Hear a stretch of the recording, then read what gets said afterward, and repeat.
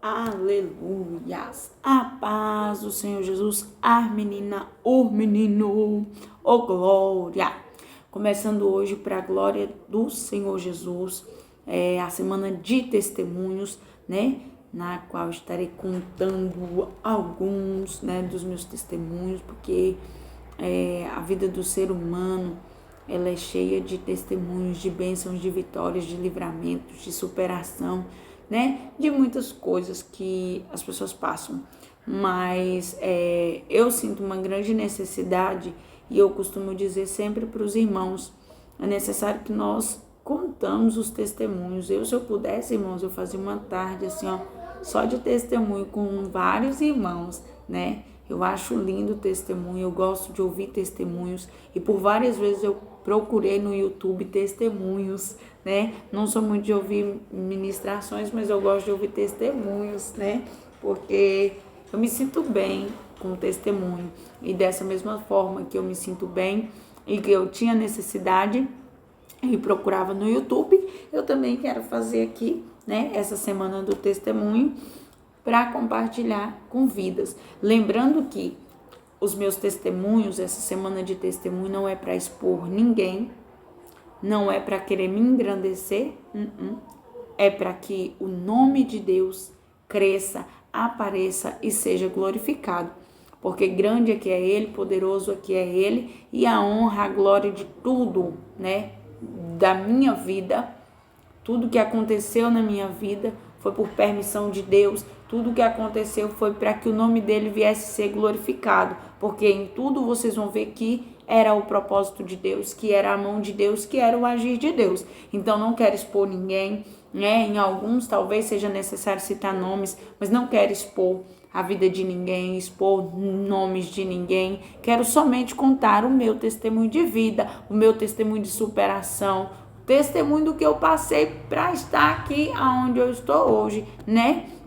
Bem pequenininha, mas escolhida, separada pelo Senhor, que essa já é a maior honra, né, que um cristão carrega, é ter sido separado, escolhido, chamado, ungido pelo Senhor.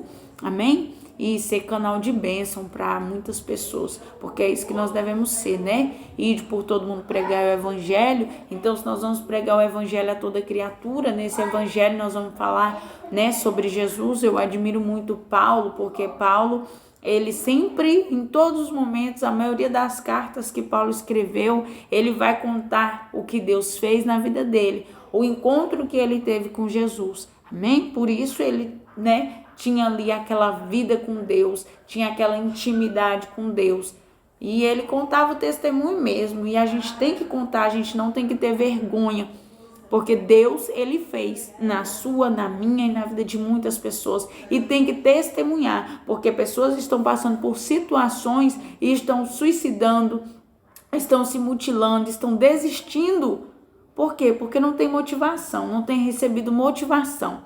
Então, o propósito de um testemunho é motivar pessoas a analisar. Olha, ele passou por isso, mas olha onde ele está hoje. Olha, ele sobreviveu. Nossa, ele, entendeu? Ele consegue, ele voltou a andar, ele voltou a falar. Isso é o testemunho para edificar vidas, e vidas precisam ser edificadas, porque tem muitas vidas sendo destruídas. Amém? Então, vamos lá.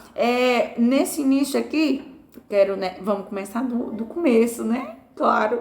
Então, eu quero só deixar aqui só um versículozinho. Gênesis capítulo 37, versículo 24.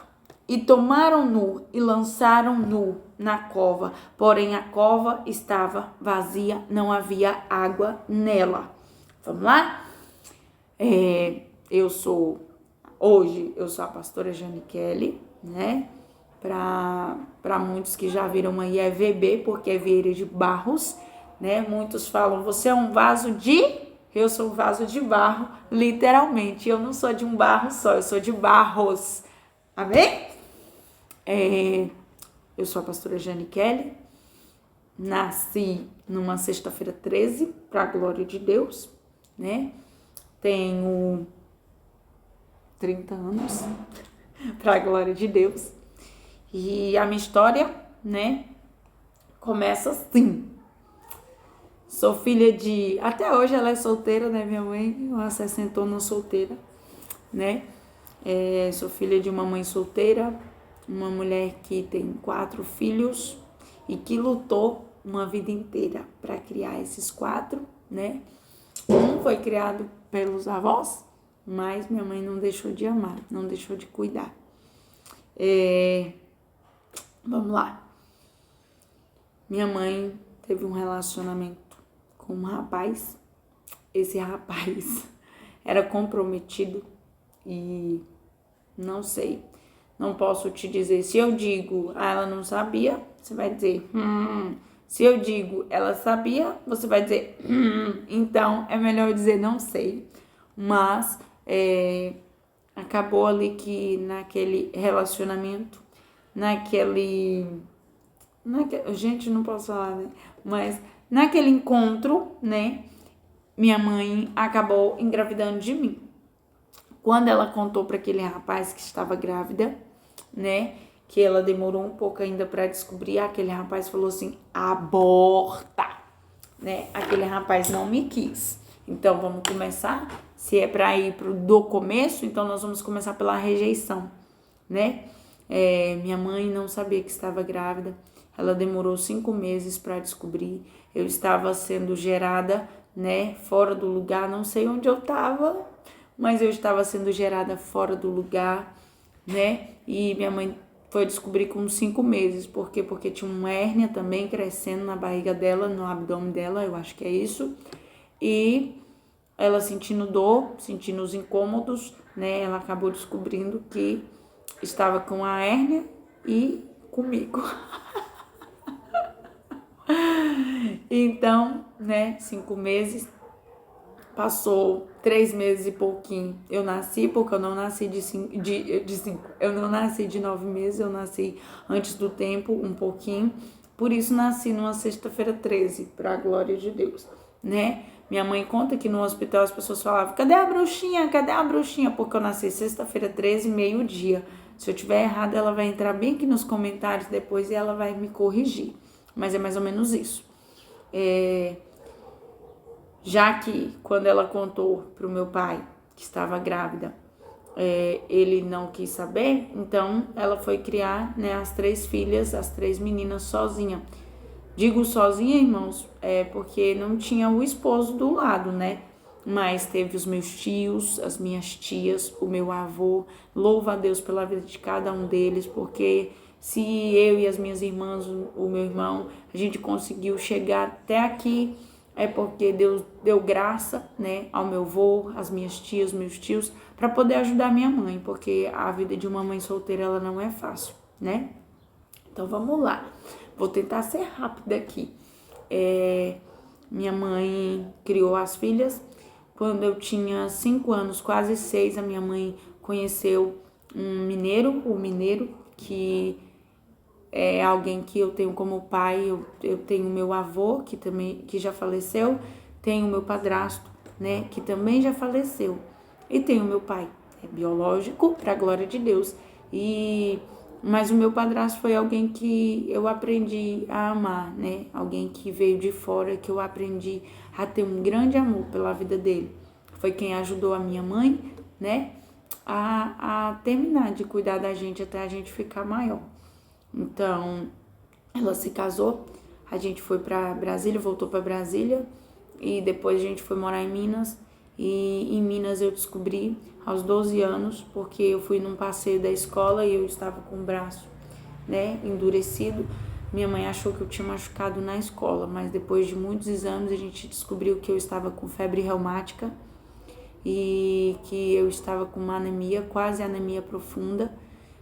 A febre reumática estava alterada, então corri um risco muito grande de a qualquer momento a bactéria atingir meu coração, mais ou menos isso, né? E eu comecei a tomar bezetacil toda semana. Era uma criança de 12 anos, gente. Eu tinha o quê? Eu tinha acho que uns 11, mais ou menos, quando eu descobri. Ou 12 mesmo, não lembro mais. Mas tinha que tomar bezetacil toda semana. E só que lá em Urucuia, a cidadezinha, eles não davam a injeção. Você tinha que comprar. e custava R$10,50 mais ou menos cada injeção. E minha mãe tinha que comprar essa injeção toda semana. E nós encontramos uma amiga enfermeira, né, porque Deus prepara as pessoas, e ela fazia, né, a aplicação da injeção.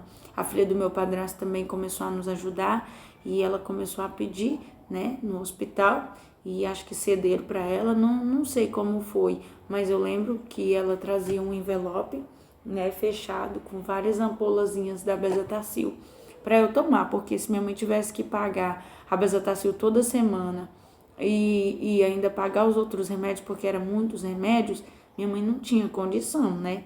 Porque na época ela foi de Brasília para Minas, e Minas era fraco de emprego, e meu padrasto que trabalhava, né? Então ficaria um pouco pesado para ela, mas graças a Deus, Deus usou pessoas, louva a Deus pela vida de vocês também, para ajudar, né, a gente a conseguir as injeções. E aí minha mãe ficava só com os outros remédios. Foi bem complicado, bem difícil para mim, porque era uma criança de 12 anos que queria correr, brincar, aproveitar a vida, mas não conseguia, né, por sentir muitas dores. Sofri muito, o ouvido estourava, era raro o dia que a minha garganta não estava infeccionada, era raro o dia que eu não tinha febre, né, e foi bem complicado. Aí nós resolvemos ir para Campos Belos de Goiás, porque o médico falou para minha mãe, você tem duas opções, ou você vai para Goiânia ou você vai para Brasília, mas ela precisa de um outro tipo de tratamento, ela precisa de acompanhamento, e foi luta, não foi fácil, né? Naquela hora a gente não achava muita gente para ajudar, e eu via o sofrimento da minha mãe, via a preocupação dela, porque para quem não sabe ou queira pesquisar, pesquisa depois, se informa, mas a febre reumática ela é bem perigosa, junto com a anemia, porque pode causar uma leucemia, né, que é o câncer no sangue a qualquer momento. Aquela bactéria pode atingir seu coração e pode causar problemas no coração. Então foi muito sofrimento, e lá em Campos Belos a gente já conseguiu uma vitória a mais, porque no Goiás a Bezetacil ela não era paga, né? Até aquele tempo não precisava pagar. Imagino que hoje também não. A gente recebia, né, de graça no postinho de saúde. E eu comecei a tomar só de 21 em 21 dias, né? Foi diminuindo um pouquinho mais o meu sofrimento. Nisso, com 14 anos, eu comecei a desenvolver a depressão, comecei a desenvolver síndrome do pânico e o toque. Eu acho que desde mais nova eu já tinha o toque, que é o transtorno obsessivo compulsivo, né? Pesquisem também, porque não tem como eu explicar para vocês aqui, porque senão o vídeo fica bem grande. Foi a fase mais difícil da minha vida, porque eu era uma jovem, uma adolescente de 14 anos que queria usar só preto. Por causa do toque, do transtorno obsessivo compulsivo, eu me vi um dia na frente do guarda-roupa e eu não tinha uma roupa para vestir, porque a maioria das roupas que eu tinha eram pretas e tinham linha branca. Por causa daquele problema, né? Eu não posso dizer para vocês que é loucura, porque se eu fosse doida eu não tava aqui, né? Eu tava internada. Mas esse problema, não sei como me referir a isso. Mas por causa desse problema, eu não queria vestir roupa que tivesse a linha branca, não queria calçar meia, porque para mim quem calçava meia era o defunto, e eu ficava com medo, eu tinha muito medo, eu tinha muita crise de pânico, e ao mesmo tempo que eu tinha crise de pânico, eu já tinha crises por causa da febre reumática, e eu batia o queixo de frio, ao mesmo tempo eu já estava com calor, e foram dias muito difíceis para minha mãe, né? E me envolvi com pessoas que para minha família eram erradas, né? Mas graças a Deus eu nunca usei droga, nunca me envolvi com droga. Eu gostava das pessoas porque eu sempre tive um amor por pessoas que têm histórias assim, de rejeição, por pessoas que têm histórias de abandono, né? Pessoas que foram rejeitadas pela sociedade. Eu tenho um amor imenso por essas pessoas. Uma preocupação, um cuidado e uma vontade de estar perto, uma vontade de ajudar. E eu comecei a me envolver com algumas pessoas, né? E para minha mãe era errado eu com 14 anos estar perto dessas pessoas. Então minha mãe me mandou para casa da minha tia. na casa da minha tia, eu não tenho vergonha de falar, ela vai assistir, ela vai participar, mas ali, por minha mãe ter me mandado para casa da minha tia, eu pensava que o melhor para mim era beber, fumar. Eu achava que eu poderia fumar, e então eu comecei a achar cigarros, né, e querer fumar. Mas droga eu nunca usei, pra glória de Deus. Por que você nunca usou droga? Nunca quis me envolver com as drogas porque eu sempre pensei na minha mãe. Minha mãe lutou para criar as 3 filhas dela sozinha, né? O 4º filho, no caso, que é o terceiro, o menino, ele foi criado pelos avós porque minha mãe achou que ele sendo criado pelos avós, ele teria uma vida melhor do que a que nós tivemos, né? Às vezes a gente acha que é melhor deixar com pessoas que têm condição, mais condição do que a gente, mas às vezes você está errado. Você acha que o melhor é ter uma condição financeira boa, mas eu digo para você, mãe e pai, que vai assistir esse vídeo, tenha quantos filhos você tiver. Se for para passar fome, passa fome com seus filhos todos, porque esse um que você tirar, né, tentando dar uma vida melhor, talvez ele possa passar por situações, né, que tragam um transtorno para ele, que traga traumas para ele, e ele já vai crescer com um sentimento de rejeição, né? E minha mãe lutou uma vida inteira e luta até o dia de hoje para cuidar, para educar essas meninas, esses filhos. Então eu não acho certo me envolver com droga para dar um desgosto tão grande desse para minha mãe. Minha mãe não merece, né? Porque ela foi uma mãe, uma mãe lutadora, uma mãe que fez de tudo para criar as filhas que Deus deu para ela, o filho. Não teve oportunidade de estar com o filho, mas eu sei que em todos os momentos que ela fazia algo pelas 3, ela pensava no filho, né? E então eu não achava certo, não acho até hoje, me envolver com drogas, porque minha mãe não merece isso.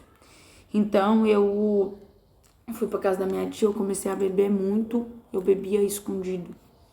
E eu saía 3 horas da manhã, a minha tia montou uma barraca nessa época de festa que tem, e eu saía 3 horas da manhã, eu não tinha medo. Eu não tinha medo, eu não me preocupava mais. Eu conheci pessoas que usavam muita droga, eu conheci pessoas que estavam afundadas nas drogas, mas que nunca me deram droga para eu usar. Os que chegaram a me dar, para a glória de Deus, Deus sempre me deu. Eu vejo a mão de Deus, Deus sempre me deu escape, Deus sempre me deu livramento para eu sair fora e para eu não me envolver com as drogas, né?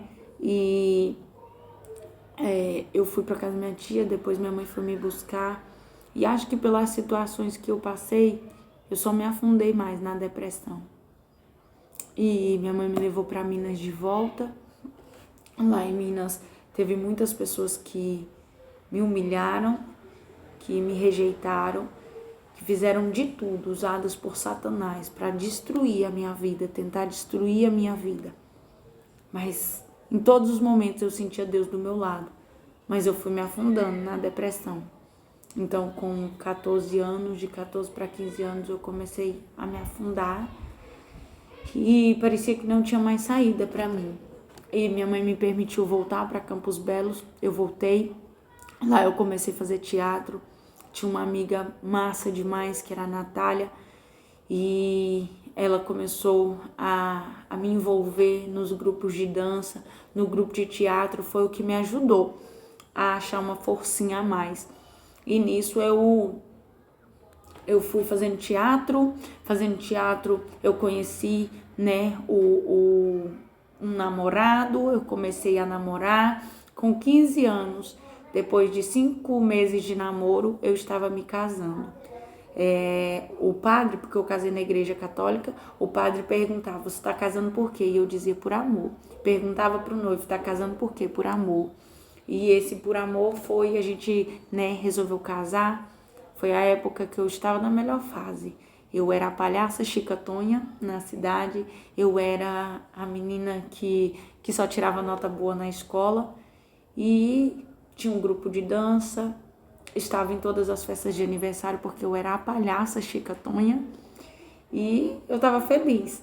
Mas a felicidade parecia que não estava completa e eu tive que, né, me casar. Fui me casar com 15 anos. Logo quando eu me casei, eu casei com um rapaz desviado, distanciado da presença do Senhor da igreja evangélica. E ele casou comigo na igreja católica. E quando eu me casei, alguns meses depois, ou acho que nem meses, eu logo comecei a ter visões. Porque desde pequenininho eu tinha visão e eu não entendia, né? Orava, rezava no caso pelas pessoas e as pessoas eram curadas e eu não entendia. Mas com 15 anos eu descobri, né, que eu tinha visões e que no outro dia acontecia. Como eu não tinha entendimento espiritual, um discernimento espiritual, eu comecei a achar que eu estava ficando louca, né? E naquilo eu tinha várias crises de síndrome do pânico. O transtorno obsessivo compulsivo, o TOC, ficava pior a cada visão que eu tinha, porque eu via hoje e naquela época eu tinha só visão de morte. Eu via do jeito que eu via, só não sabia com quem. No outro dia a pessoa estava morta e da maneira que eu via acontecia. E eu comecei a ter muita crise de depressão. E eu chorava, dava 6 horas da tarde, que eu acho que é a pior hora para uma pessoa que tem depressão, que tem síndrome do pânico, é o início da noite, às 6 horas.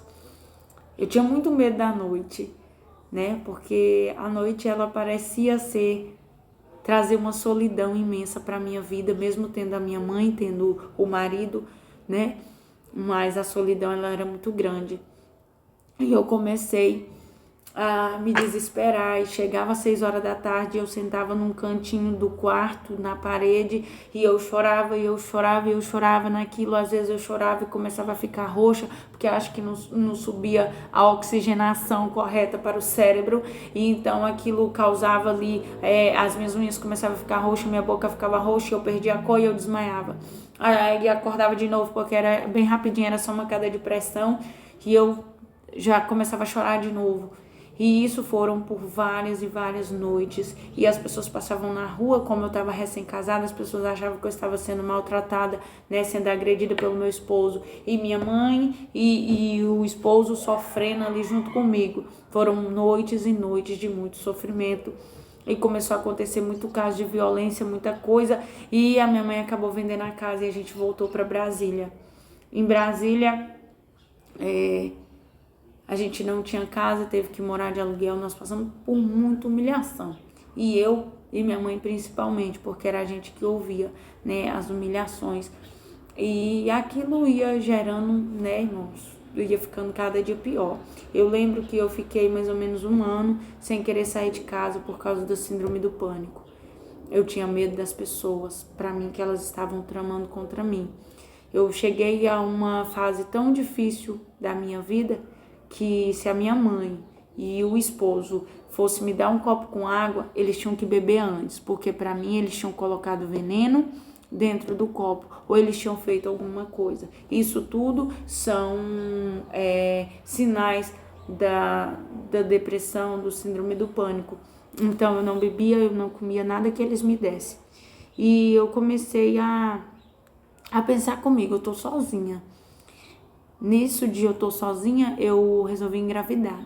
Com 17 anos eu tive minha primeira filha, a Tiffany Stacy, que é minha companheira, minha amiga, até o dia de hoje, né? É quem tá do meu lado o tempo todo. É verdadeiramente a minha companheira, né? A missionária que Deus preparou para andar comigo. Então eu pedi a Deus um filho, eu imaginava que se eu tivesse um filho eu não ficaria sozinha. E Deus mandou para mim uma companheira, né? E tive ela com 17 anos, ela nasceu dia 10 de julho e dia 13 eu iria fazer 17 anos, né? E passamos por muitas lutas, mas graças a Deus fome a gente nunca passou. Deus sempre nos sustentou, Deus sempre deu condição, Deus sempre supriu as nossas necessidades, né? E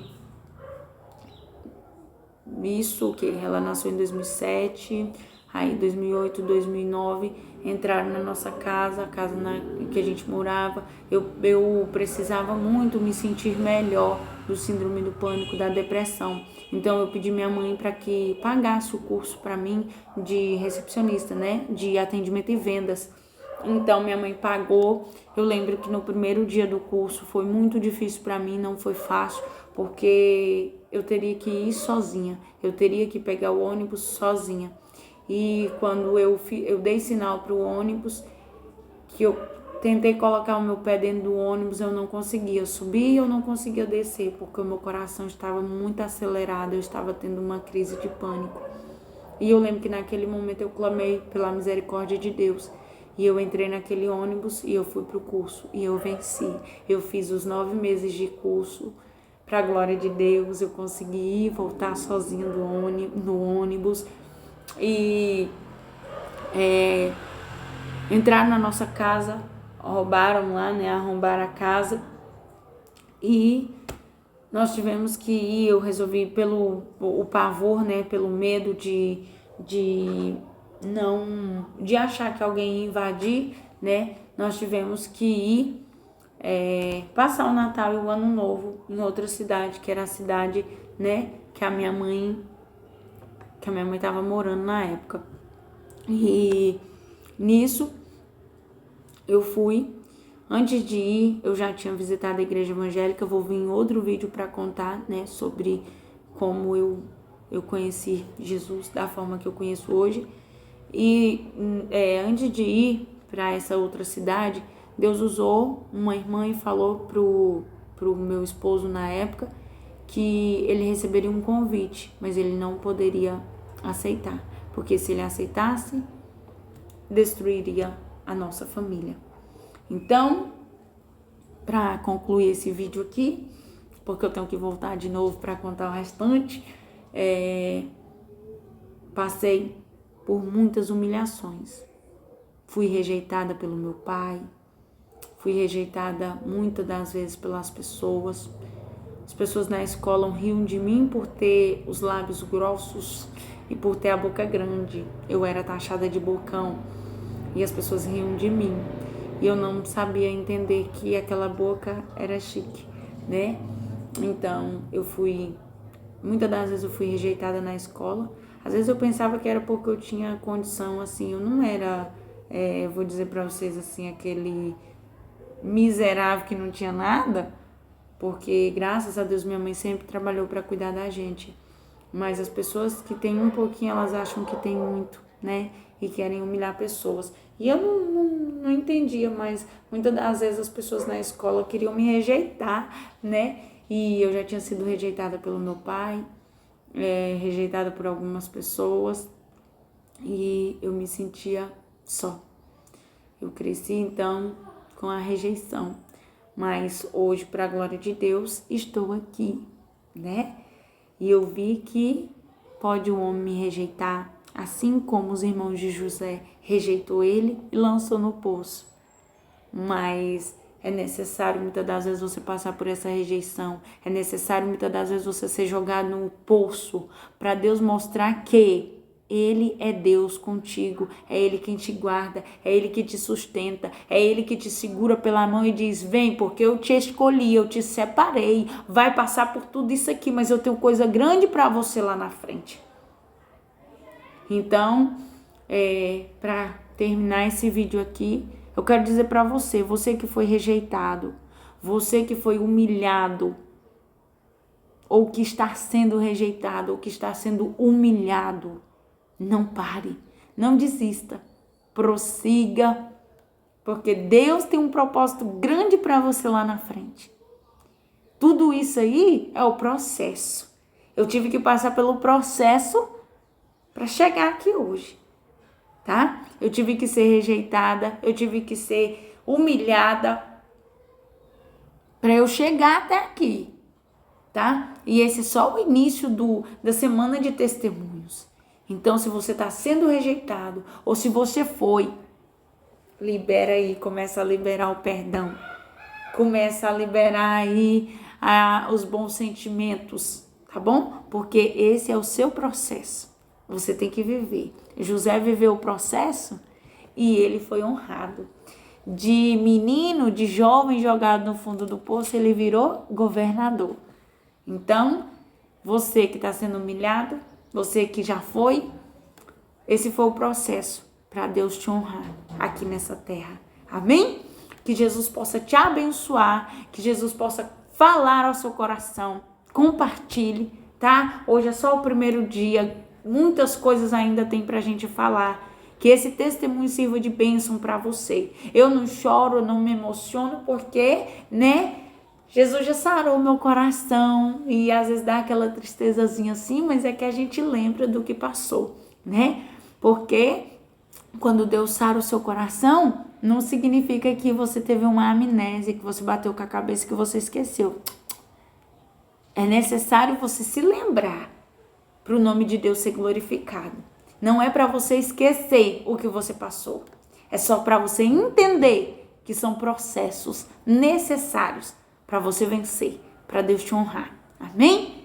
Que a graça, a paz, a comunhão e a consolação do nosso Senhor e Salvador Jesus Cristo seja com todos nós, não só por hoje, mas para todos sempre. Todos digam amém. A paz do Senhor Jesus. Jesus abençoe. Amém?